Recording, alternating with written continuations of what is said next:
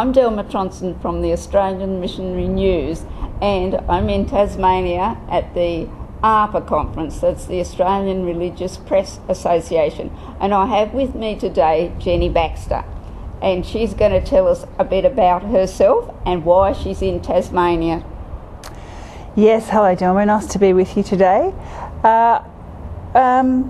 I've been I am now the former editor of Christian Woman magazine, and I've been living in Tasmania probably for about 6.5 years.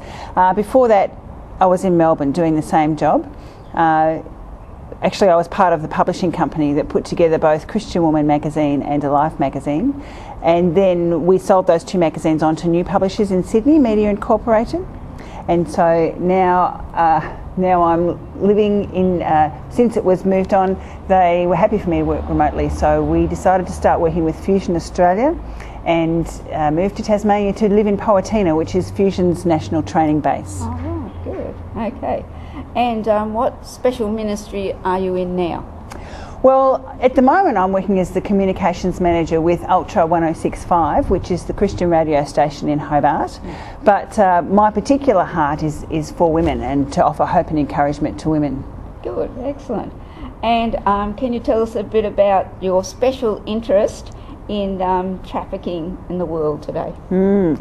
Yes, well, trafficking is a huge issue, human trafficking, and I had the opportunity to do a lot of study and research about human trafficking last year and discovered how rife it is. I don't know if you realised how incredibly full of trafficking that the world is. It's illegal. It's not, you're not allowed to traffic people, but it's one of those illicit activities that just happens, under the radar. Nobody really knows.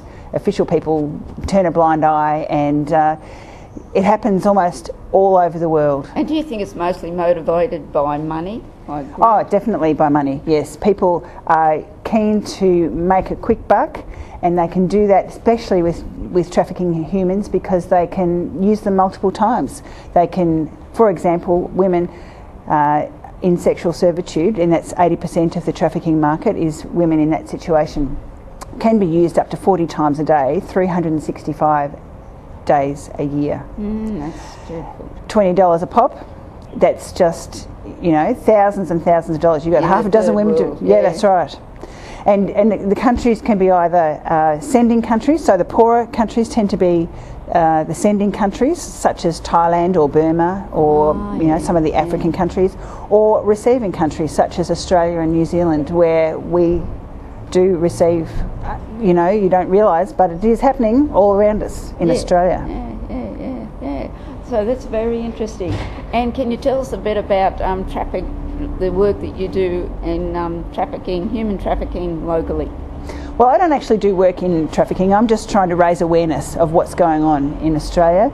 I know that it happens in most capital cities in Australia, to the point that the federal government has set aside millions of dollars to combat it. So we are a very small nation when it comes to the trafficking business globally, but our government has seen fit to set aside millions and millions of dollars to try and stop it and try and aid those who are victims of trafficking.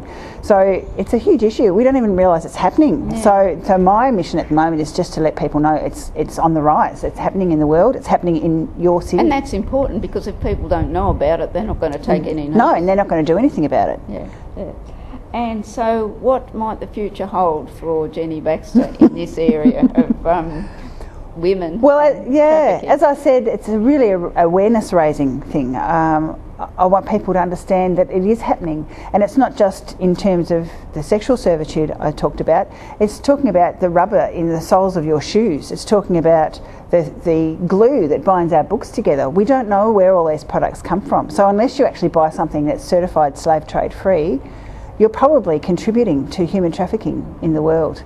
And so take notice of those labels. Pay the extra $2 for something that is going to be certifiably slave trade free, because we forget that if we don't pay for it, somebody else does, and often they pay for it with their lives. So personal responsibility is what it comes down to. Well, thank you, Jenny Baxter, and I'm Thelma Tronson from the Australian Missionary News signing off.